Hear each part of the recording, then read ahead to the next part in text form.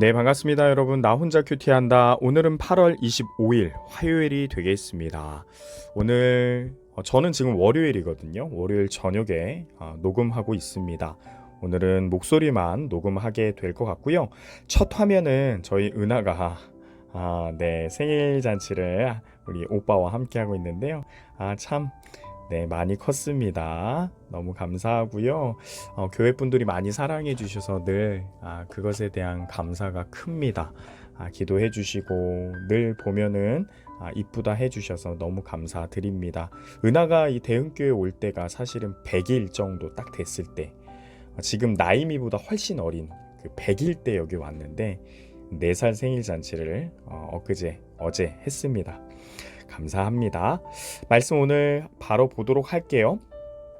고린도전서 7장이고요. 36절부터 40절 말씀입니다.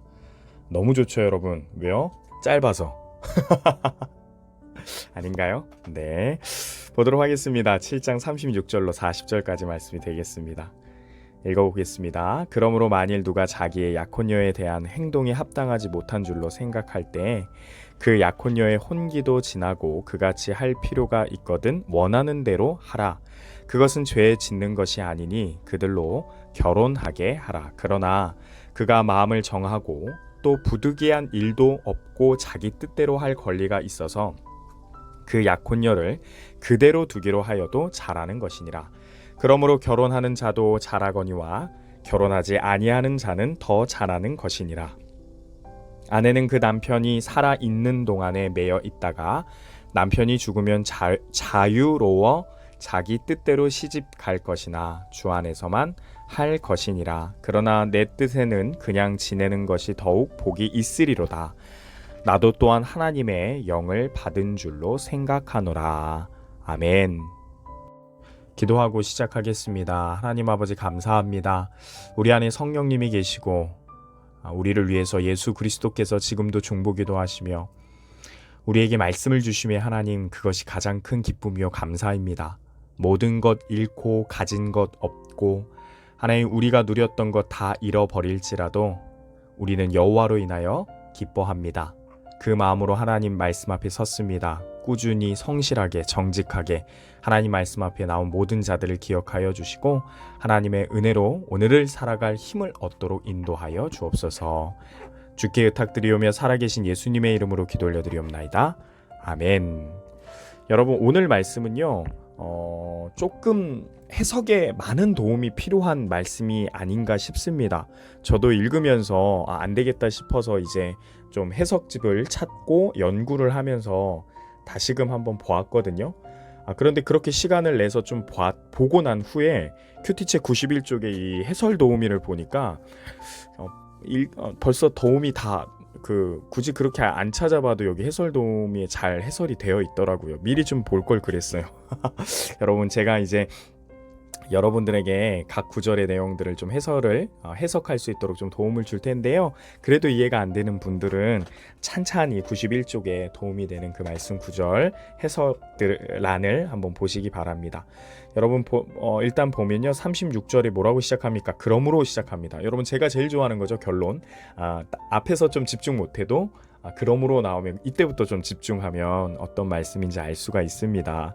그런데 오늘 그러므로가 2번 나와요. 36절, 38절. 36절 그러므로는 분명히 앞에 절에 마무리가 되고 결론 부분이 될 거고요. 38절의 그러므로는 36절과 37절의 어떤 결론 부분이 될 것 같습니다. 여러분, 36절 한번 보겠습니다. 그러므로 만일 누가 자기의 약혼녀에 대한 행동이 합당하지 못한 줄로 생각할 때 라고 되어 있는데요.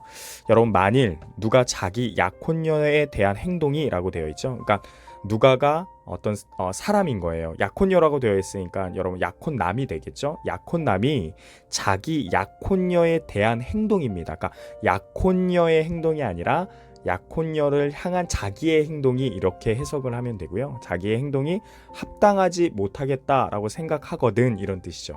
여기서 합당하지 못한 줄로 라는 이 부분은요, 원어 그대로 해석하면요, 여러분, 어떤 성적 행위를 얘기합니다. 그러니까 불같이 성욕이 일어나는 거죠. 자기 약혼녀에 대한, 아직 결혼하지 않았는데 혼전순결을 못 지킬 것 같은 생각이 계속 자기를 사로잡는 겁니다. 그러면 어떻게 하라고 하냐면 그 뒷부분에 그 약혼녀의 홍기도 또한 그 약혼녀의 홍기도 지나고라고 하면, 이 부분은요, 그 약혼녀도 또한 그런 성적 유혹에 빠지게 된다면, 그런 상황이 놓여지게 된다면, 그녀도 그렇게 된다면, 같은 상황이라면 그같이 할 필요가 있거든. 여기서 그같이는 앞에 부분에 나왔던 이야기들인데요. 무슨 말이냐면 결혼에 대한 이야기를 하는 겁니다. 결혼을 할 필요가 있거든. 원하는 대로 결혼을 해라. 왜냐면 바로 앞절에서 결혼을 안 하는 것이 좋지 않겠느냐 하면서 바울의 의견을 계속 얘기하거든요. 바울이 앞절에서 결혼하는 것 죄 아니고 결혼 안 하는 것 죄 아니다. 그러면서도 바울의 의도는 뭐였냐면, 그래도 결혼 안 하는 게 좋지 않겠어? 라면서 자기의 의견을 계속 이야기했거든요. 그래서 원하는 대로 두라, 해라. 이 표현 자체가 바울의 의도와 반대된다라는 것을 좀 이야기를 하는 거죠. 그래서 그같이 할 필요가 있거든. 결혼할 필요가 있거든. 정 안 되겠으면 결혼해라. 괜찮다. 그것은 죄가 아니다. 라고 얘기하는 거죠. 그러면서 또 얘기해주죠. 그들로 결혼하게 하라. 그러면서 37절, 그러나 그가 마음을 정하고 또 부득이한 일도 없고 어떤 유혹도 없고 자기 뜻대로 할 수 있다면, 권리가 있다면 그 약혼녀를 그대로 두기로 하여도 잘하는 것이라. 결혼 안 하기로 하는 것도 잘하는 것이다 하면서, 결혼하는 것 죄는 아니지만 이왕이면 나는 결혼 안 하는 게 좋겠어 하면서 바울의 의도를 계속 이야기를 하는 거죠. 여러분, 이 부분에 대해서 조금 더 궁금하신 분들은 바로 앞절을 읽으시면 좋겠습니다. 바울이 환난 날의 때가 되었다라는 표현을 썼거든요. 당시 이제 신앙을 지키기가 어려운 때가 가까워지 않느냐, 더더욱 말세가 오지 않느냐, 바울이 그렇게 얘기하면서 갈수록 신앙을 지키기 어려운 이때 결혼하여서 더 근심하고 염려하는 것보단 안 한 사람들은 이왕이면 그저 안 하고 더 신앙을 지키고 하나님이 기뻐하시는 일을 하는 게 낫지 않겠느냐, 내가 그랬는데 라고 바울이 계속 강조해서 이야기를 했거든요.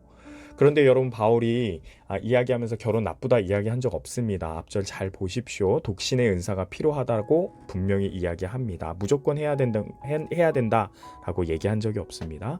그러면서 38절 결론을 얘기합니다. 소결론이죠. 방금 앞절에 대한 이야기들. 그러므로 결혼하는 자도 잘하는 것이고요. 결혼하지 아니하는 자는 더 잘하는 것입니다. 이러면서 여러분, 바울의 의도를 막 이야기를 합니다. 그렇죠? 바울이 분명히 얘기했어요. 결혼하지 않는 건 예수님의 가르침이 아니고 오히려 내 의견에 더 가깝다. 그러나 내 의견이지만 나는 충성된 사도이다 하면서 얘기했던 거 기억하시기 바랍니다. 39절 재혼에 대한 이야기를 하죠.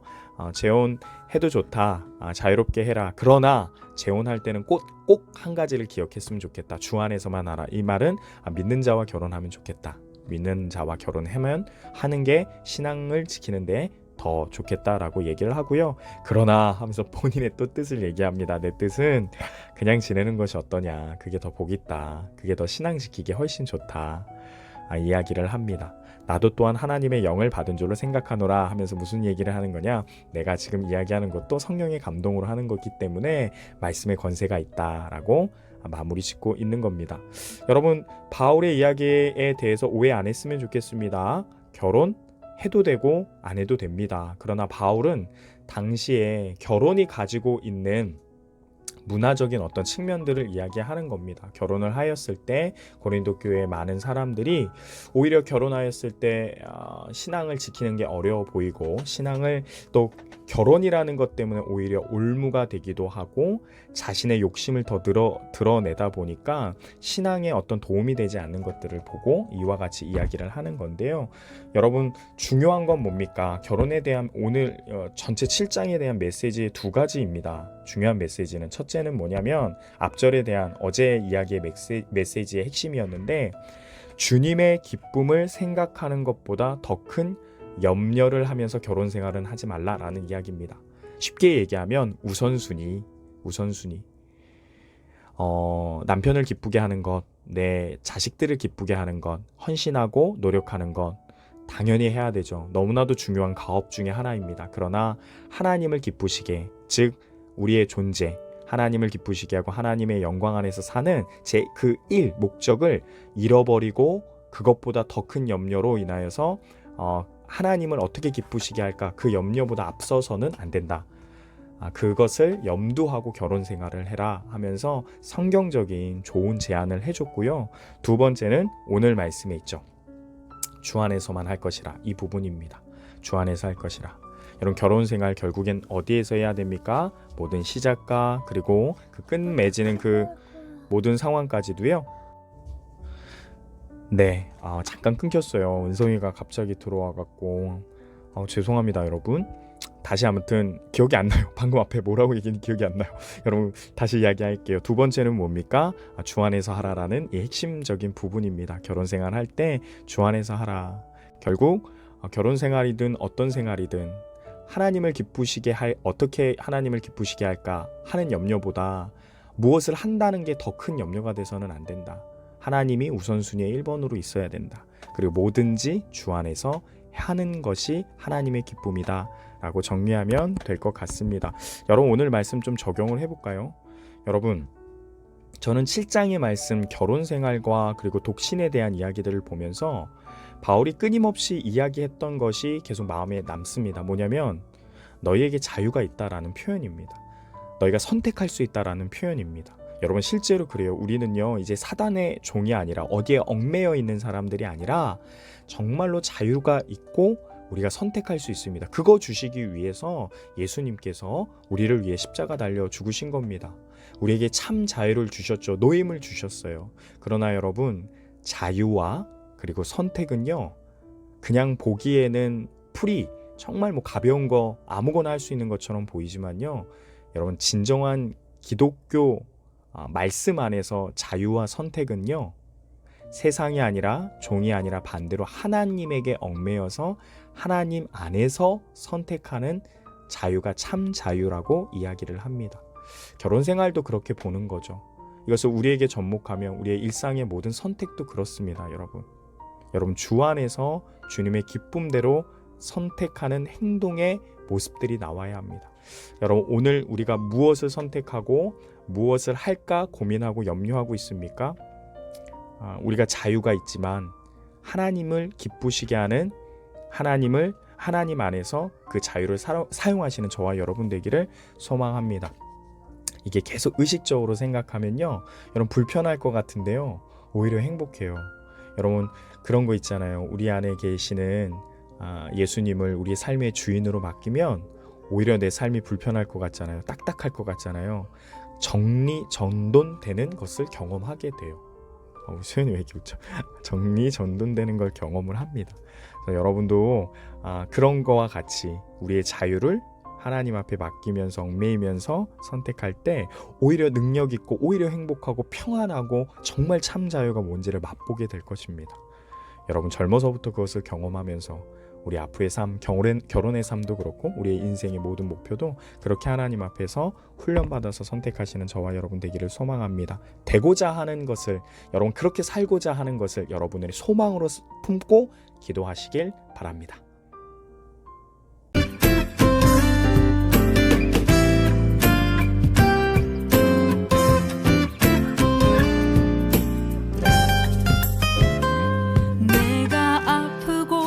아팠던 시간은 주님 뜻일까? 아님 내 고집 때문일까? 견디고 참는 것, 그 자리를 지킨다는 게 주님 뜻일까? 아님 내 신념일까? 시간이 흘러 많은 산을 넘어왔지만 여전히 나는 답을 모르죠. 답을 몰라도 깨달은 것 하나 있죠. 주님께 그저 엎드리는 것, 그저 엎드리는 것, 그저 엎드리는 것.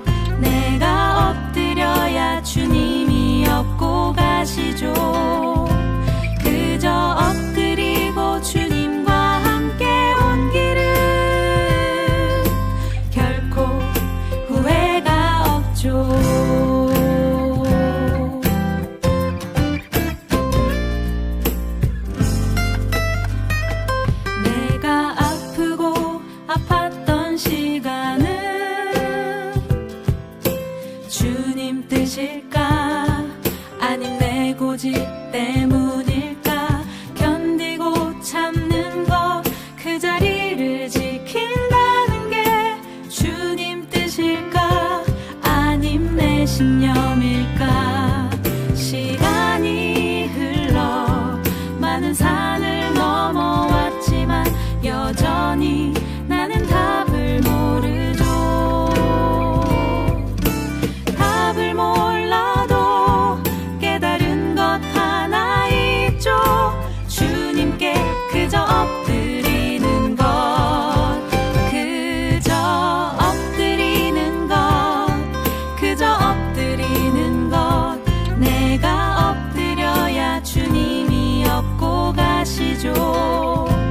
그저 엎드리고 주님과 함께 온 길은 결코 후회가 없죠. 그저 엎드리는 것, 그저 엎드리는 것. 내가 엎드려야 주님이 업고 가시죠. 그저 엎드리고 주님과 함께 온 길은 결코 후회가 없죠.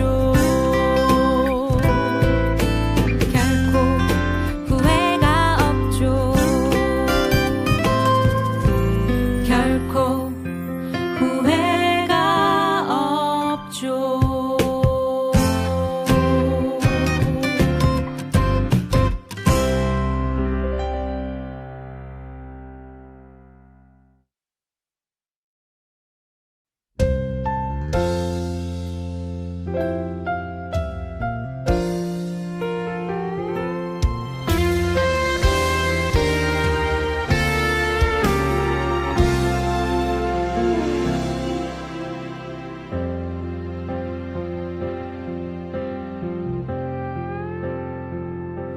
세상에 시련이 나를 찾아올 때 어두운 골방에서 눈물 흘릴 때 내 아픔 아무도 모르겠지. 나 홀로 외로운 싸움을 할 때 주님은 모든 것 아시네. 그곳에 함께 하시네. 나와 함께 울어주시는 주님. 주님은 모든 것 아시네.